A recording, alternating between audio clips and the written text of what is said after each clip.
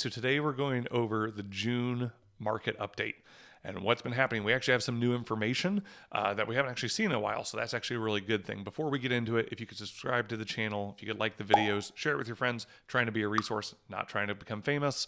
So just trying to help people out, giving honest information and just showing you the stats of what's actually going on. So let's dig into it. So first things first. How many homes do we have on the market? So I'm doing a screencast today, so I'll be sharing my screen. And guys, we have some new information. So first things first, we have 11,619 homes. And some people are like, well, how's that new information? Because if you watched last month's video, we were at 11,900. We have been losing about 1,000 to 1,500 homes every month since November. And it's one of those that especially February and on, that's what we were losing. We lost more between November and January. But we've seen 1,000 to 1,500 homes a month that we're losing on the market. Now we've only lost 300.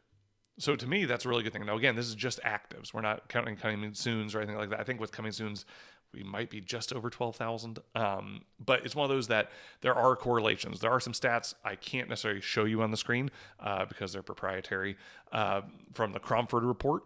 But the Cromford report actually shows our houses going under contract and stuff have slowed down. And there are some reasons, and we're going to talk through that. So does that mean that the market's all of a sudden rebounding? Not necessarily.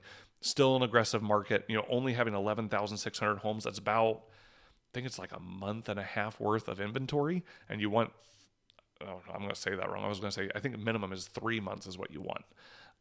So it's one of those that, we want more homes on the market, but we are slowing down. Now, the reason we're slowing down is interest rates.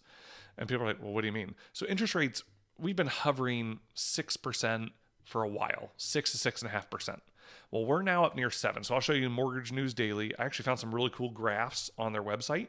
So Mortgage News Daily. So if you hover here, like right now we're at 6.95% interest rates. So some cool graphs. This is a year back, and we can actually go farther to show some of this. So for our sake, we're just going to use Freddie Mac. So like obviously the high point was 7.08, which was the end of last year. And then we saw them start coming down. Right, 6.2, and that's where we saw inventory starting to drop. People were coming back in the market. Went down to, I think there was one point, it was like 6.09, right near 6%. We went back up. We're going to go up and down for a while, but then we went back up to 6.79. If you actually look at some of like what Mortgage News Daily shows, it shows us at 7.12, and now we're down to 6.97 or 5. So we're up near 7% again. So when that happened, listen, that jumped in almost 1%. Think about it, like right here, which was May 12th. So almost just over a month ago is 6.5. Okay. Like 6.5, right in that range. So it went up 0.5%. Well, that's a good amount of money still for people. So that's why we're starting to see the market slow down a little bit. Also, it's summer. It's hot. Not as many people want to be out and about trying to move. So it's one of those that, we're seeing some of that right now. And rates are going to fluctuate, guys. They are. With the Fed doing what they're doing, rates are going to fluctuate between 6 to 7%. I would imagine now we'll probably start to see it come down here in a little bit. And people will start coming back in the market. So it's going to fluctuate. So it's one of those that's not abnormal. But great tool if you guys want to go out and play with it. Mortgage News Daily. You can go up here to the mortgage rates, play with it, show the different history. The cool thing is so if we actually go 5 years back, right? The lowest point, I think, was like right here, 2.75%, right? So that was really low. But then you can go all the way back to like 1975.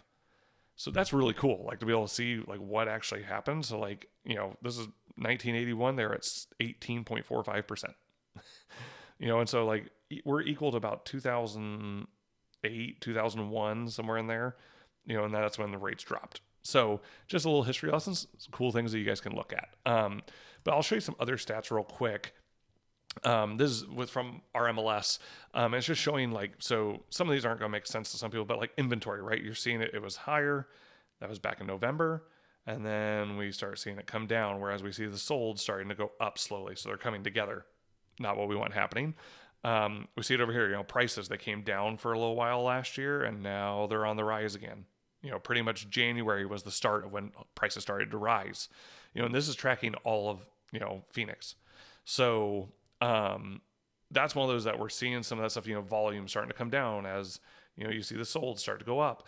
So we're seeing those trends. One other thing I'll share with you real quick. This is a screenshot. I'm trying to remember the website off the top of my head. This is one of the government websites, and they were showing like the past 10 years for like home equity. So 2013 is where it starts. Average, and this is not just Phoenix. This is nationally. So the average was like 150, and now the high was up at 300. So double. So just a cool little thing I was able to find on the NSA index. But the biggest thing it comes down to this is you can't time the market. Last year, obviously, the market was coming down. Well, now it's starting to rise again. So people that bought at the end of last year, they're now going to catch the equity growth. And that's why we always tell people, don't try to time the market. This is not the stock market. Even the people who try to time the stock market usually don't do well. It's about buying now because home prices are going to increase. And guess what? In the next 5 years, it might go down a little bit too. And it might go up a little bit. It's going to fluctuate. But right now, with no inventory, prices are going to rise. So, immaculate homes are going for over asking price right now, if they price it correctly. If they underprice it, obviously it's going over. If they overprice it, maybe not. Homes that need some work, they're sitting for a while. I think the average days on market right now is 66. So we've come down to 66 days on market, whereas the average was in the 70s. But what we're seeing especially is people are starting to price them a little better. So the days on market's coming down, especially with homes going off in 5 days, or even 3 days.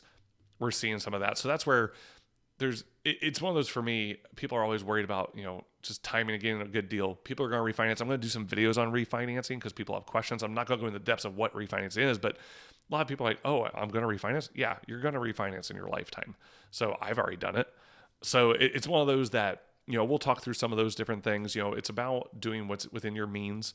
It's not the same answer for everybody. It's not, oh, you're ready to buy right now. You might be, you might not be. You might be ready to sell. You might not be ready to sell. So it's one of those, it all depends on your situation. So I would love to have a conversation if you are in the Phoenix area and you're either moving here or selling, buying, whatever. I would love to have a conversation if you have questions about what's going on. Guys, you've been listening to The Real.